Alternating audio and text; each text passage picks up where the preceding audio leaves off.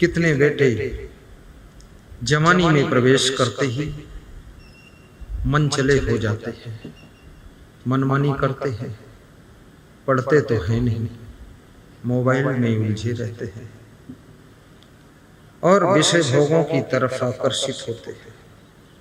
कितनी बेटियां जवानी में एंट्री करते ही माँ बाप की इज्जत को दांव पर लगा देती है और चंचलता करके कई बेटियां भाग भी जाती हैं, कई बेटे भाग जाते हैं। ये मातृभक्ति नहीं है, पितृभक्ति नहीं है, कुटुंब भक्ति नहीं है। जिस कुटुंब में तुम्हारा जन्म हो, पालन पोषण हो, उसके सम्मान को मिटाने का तुम्हारा कोई हक नहीं है, उसके गौरव को गिराने का तुम्हारा कोई अधिकार नहीं है। कम से कम जिस फैमिली में तुमने जन्म लिया है उसके गौरव को ऊंचे उठाइए, उसकी गरिमा को बढ़ाइए। कितने आश्रमों में शिष्यों ने ही आश्रम को बर्बाद कर दिया। ये शिष्य का धर्म नहीं है। जिस आश्रम में गुरुदीक्षा लिया, जिस आश्रम में साधु भेष लिया, जिस गुरु के पास में, कम से कम वहां हेल्प नहीं कर रहे हो कोई बात नहीं, पर उनको नीचा दिखाने की कोशिश मत करो। अपने गुरु को नमस्कार करो और अपने आश्रम को उन्नतशील बनाने के लिए चिंतन करो। आपका जीवन मंगलमय होगा। क्योंकि याद रखना, भक्ति का स्वरूप बहुत बड़ा स्वरूप है। ये छोटा मोटा स्वरूप भक्ति का नहीं है, ये साधारण खेल नहीं है, ये बहुत बड़ी बात है। जिस देश में तुम रहते हो, ये भारत देश, इसको अखंड बनाने का कार्य कीजिए। ये भारत की महिमा को समझिए। विश्व के चुने हुए देशों में से भारत का भी नाम आता है। हिंदुस्तान ये साधारण देश नहीं है। आज भारत देश की भव्यता बहुत बड़ी हो चुकी है।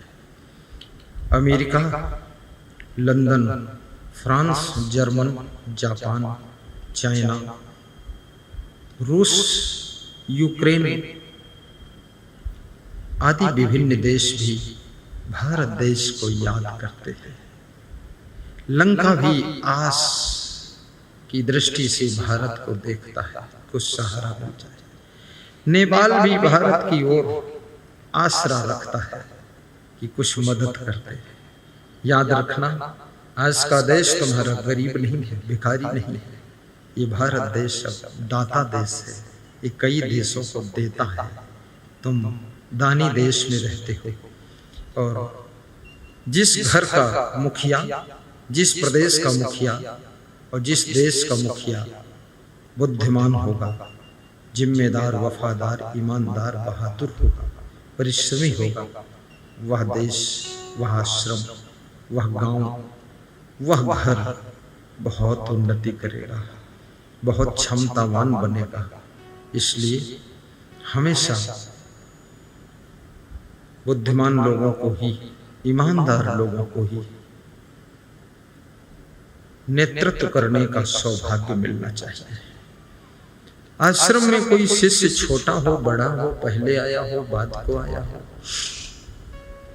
नया हो, पुराना हो, घर में देवरानी हो, जेठानी हो, सासू हो, बहू हो, इसका खास कोई अर्थ नहीं। जूनियर नेता हो, पुराना नेता हो, सीनियर हो, बूढ़ा हो, जवान हो, उसका कोई अर्थ नहीं। अर्थ सिर्फ एक बात का है, जो बुद्धिमान हो, विवेकवान हो, ईमानदार हो, चरित्रवान हो, परिश्रमी हो, सही डिसीजन लेता हो, साहसी हो, उसके हाथ में नेतृत्व देना चाहिए। तो आश्रम भी आगे बढ़ेगा, घर भी आगे बढ़ेगा, देश भी आगे बढ़ेगा, प्रदेश भी आगे बढ़ेगा। क्योंकि याद रखना, गाड़ी वही है, अगर ड्राइवर कुशल है तो बैठने वाले भी कुशलता से मंजिल पर पहुंचेंगे। और ड्राइवर अकुशल है तो बैठने वालों का कुशल मंगल रास्ते में भी बिगड़ सकता है। इसलिए स्टीयरिंग किसके हाथ में देना है। मैंने देखा है जीवन में कई जगह सीनियर जूनियर का लफड़ा चलता है। अब जो सीनियर है वो बुद्धिमान नहीं है, और जूनियर है वो बुद्धिमान है तो सीनियर नहीं है, तो उसको अवसर नहीं मिलता है, टाइम पार हो जाता है। यदि आपकी बहू बुद्धिमान है तो इसको घर का नेतृत्व सौंपिए, आपका घर उन्नति करेगा। बुद्धिमान, चरित्रवान और ईमानदार होना चाहिए और जिम्मेदार होना चाहिए। हमारे यहाँ बहुत छोटे छोटे संत हैं, इनके पास में बहुत बड़ी बड़ी जिम्मेदारी है। आप देखते होंगे ये सब छोटे छोटे दिख रहे हैं, लेकिन बड़ी बड़ी जिम्मेदारी है। कोई इंजीनियर है, कोई MBA है, मैनेजमेंट कोर्स आता है, कोई कंट्रोलर है, कोई रिस्पॉन्सर है, कोई क्या क्या सब कार्य करते हैं। कोई 1 साल आया है, 1 साल हुआ, 6 महीने, सारे विभागों में उसका हाथ है। 6 महीने योग्यता के अनुसार, क्षमता के अनुसार उसको अधिकार और कार्य मिलना चाहिए, तभी सफलता मिलती है। आपका छोटा भाई भी होशियार हो, कोई बात नहीं, उसको दीजिए आप कमान, देखिए तमाशा पर उन्नति होगी। बेटा होशियार है, बाप को सिलेंडर हो जाना चाहिए। बाप होने से कोई बुद्धिमान नहीं हो जाता है। बाप बनना बहुत आसान है। सब पशुपक्षी भी बाप बनते हैं, पशुपक्षी भी माँ बनती है।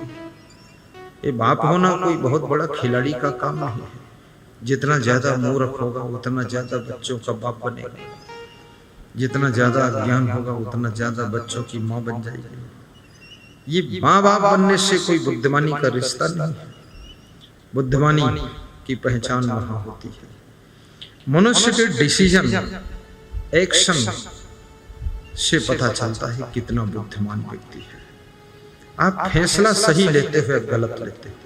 आपका चुनाव, आपने डिसीजन अगर सही लिया है, वहीं से आपका कद ऊंचा हो जाएगा। सारा खेल डिसीजन का है। और डिसीजन का मतलब होता निशाना। क्या मतलब? निशाना। निशाना, चिड़िया बैठी है इधर और फायर किया है इधर, आप फेल। चिड़िया के ऊपर छर्रे जाने चाहिए, उसके पंख कट जाना चाहिए। हाँ, और आप चिड़िया की तरफ फायर ही नहीं कर रहे, आप फायर कर रहे हैं जिधर भैंस बैठी है। गलत है निशाना। डिसीजन आपका सही होना चाहिए। कहाँ रहना है, किसको कहाँ रखना है। जैसे अभी इतना बड़ा प्रोग्राम हो रहा है, ये बहुत बड़े डिसीजन से हो रहा है कि इधर भंडार घर है, ये सत्संग स्थल है, सामने खाली खेत है, दुकानें पड़ी हैं, साइड में खेत है, गाड़ियां खड़ी कर देंगे, बड़ा सेटिंग है। लेकिन अब इसमें जो गाड़ी लोग लेकर आएंगे, साइकिलें लाएंगे, उनमें अगर डिसीजन लेने की क्षमता नहीं तो यहां तक घुसेड़ देंगे आकर। उनको रोकने के लिए भी एक आदमी रखना पड़ेगा। नहीं रोकोगे तो गुरु जी की ब्यास गादी में मोटरसाइकिल घुसेड़ के हारन बजा देंगे। असंग साहेब समझ लेना, मारूंगा ठोकर तो उड़े चले जाऊंगा। सब अहंकार भरा है, बुद्धि विवेक है नहीं। जगह जगह विवेक की जरूरत है।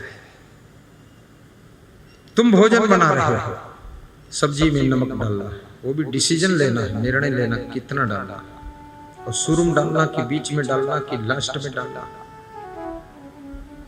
ये डिसीजन ही तुम्हारे जीवन में रंग लाएगा और यहीं पर सफलता छिपी रहती है।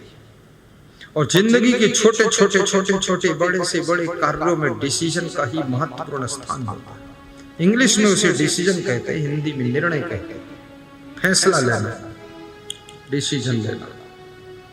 दाढ़ी कब बनवाना है, बाल कब बनवाना है, ये भी बहुत साधारण बात, लेकिन डिसीजन लेना। अब दाढ़ी और बाल कब बनवाना चाहिए? तुम्हारे खेत में गेहूं कटाई चल रही, तुम दाढ़ी बनवाने बैठे, तुम मूर्ख हो। सब लेबर इधर उधर चला जाएगा, उसको कौन काम बताएगा? तुम दाढ़ी में फंसे, या तो एक दिन पहले बनवा लो या एक दिन बाद बनवाओ। उस दिन क्यों बनवा रहे हो? कितने लोगों को तो न दाढ़ी बनवाने की अकल है, ऐसे समय बनवाते जो सारा काम बिगड़ जाता है।